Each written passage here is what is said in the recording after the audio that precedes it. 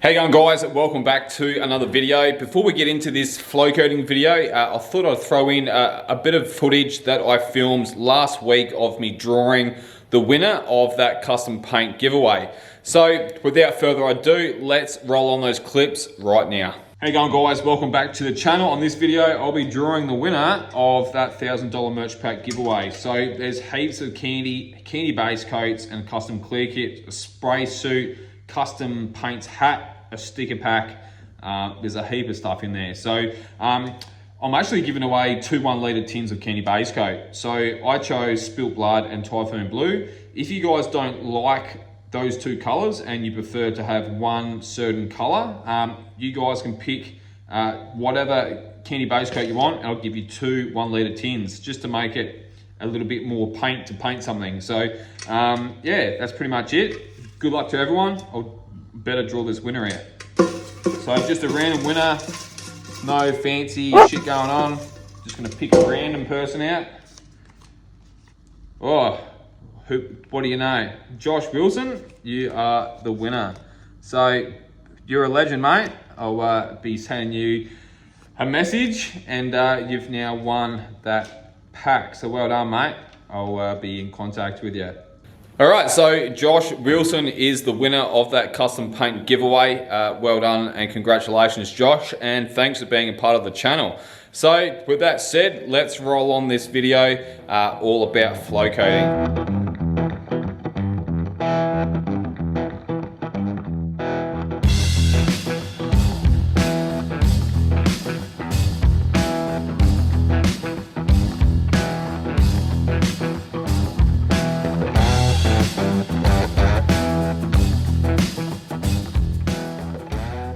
How you going, guys? Welcome back to today's video. On this video, we're going to be talking about flow coating and some key points I could really touch base on. So you're probably wondering, you're wearing a hoodie, but you're wearing 2 different t-shirts at the start of this video.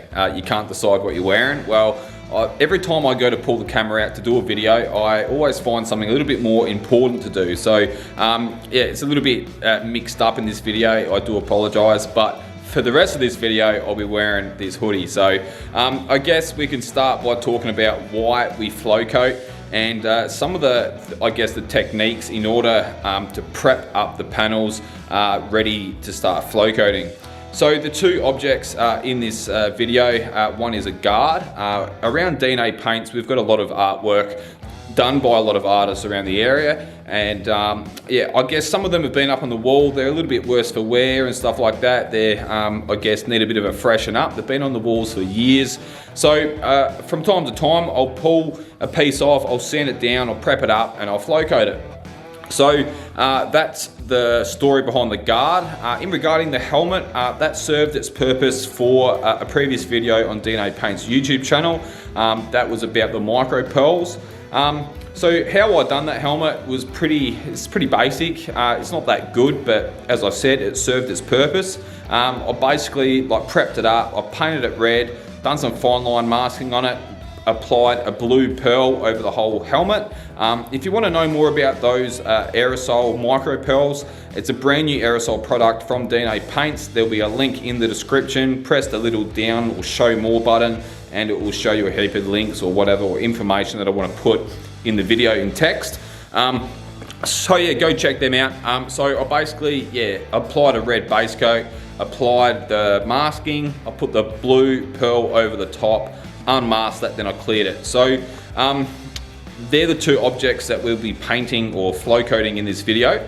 So I guess we should start by talking about why we flow coat. So as an example, and this is a prime example of why you flow coat artwork, because of the masking done on that helmet, and then I've unmasked it, I've put my clear coat down, I'm left with like a bit of a hump and a bump or a paint edge from where the masking was. So in order to fix that, and get a dead smooth uniform finish over the whole thing, you must sand those lines down.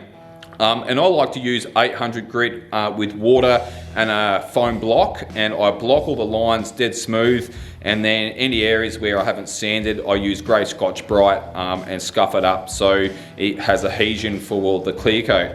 So that's pretty much a good example.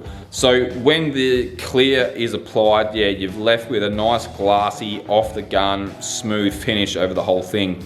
So in regarding the guard, 800 grit on an orbital sander dry. You can do it wet or dry.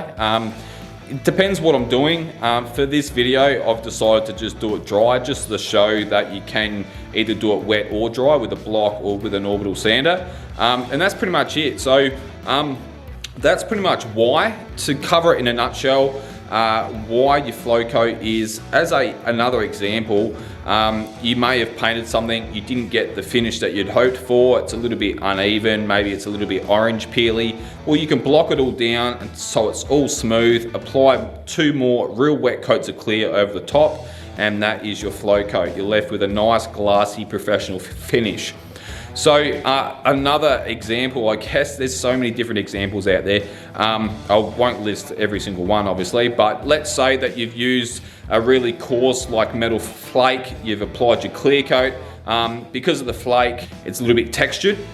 When you put the clear coat over the top of that, you're left with a kind of like a textured finish. So that's where the sanding comes in to smooth off the surface so you can put the clear coat on, giving you that flat, uniform finish. So that's pretty much the why you would flow coat. How you would do it, well, as I said, wet sanding with 800 or dry with 800 and grey Scotch-Brite around all the edges. In regards to more of the prep work, you'll see that I'm painting on a T-stand and I'm also painting on a bit of a trolley. Now, before I even put the clear in the gun, before I even brought those parts in the booth, I gave the parts a really thorough blow off and a wash down with water. Made sure they were perfectly dry, no water anywhere, no dust on the inside and out. The helmet got masked up all on the inside with paper, just so I didn't run the risk or chance of getting any dust coming out or water coming out and landing on my piece. In regarding the table, that got blown off and fresh paper applied, and the T-stand also got blown down as well. Because last thing you want to be doing at this whole process, after painting your job, sanding it all down again, the last thing you want is for dust and foreign objects landing in your paintwork. So I guess you've all heard the term, it's all in the prep work. Well, the prep doesn't actually finish when the sanding is all finished. So you got to be clean and very thorough through the whole process up until pulling that trigger in and start applying the clear. So that's, I guess, the why and how. Let's talk about when. So when you can flow coat is basically when your pre-existing like clear coat has fully cured, is fully dry. You've probably, if you've baked, you want to allow it a minimum of 4 to 6 weeks before you start sanding. If you haven't baked your object or your project, you want to wait probably a good, you'd rather be safe than sorry. The last thing you want to be doing is applying like clear coat on a pre-existing clear coat that hasn't dried, because what will actually happen is that, imagine the pre-existing clear coat is like a sponge.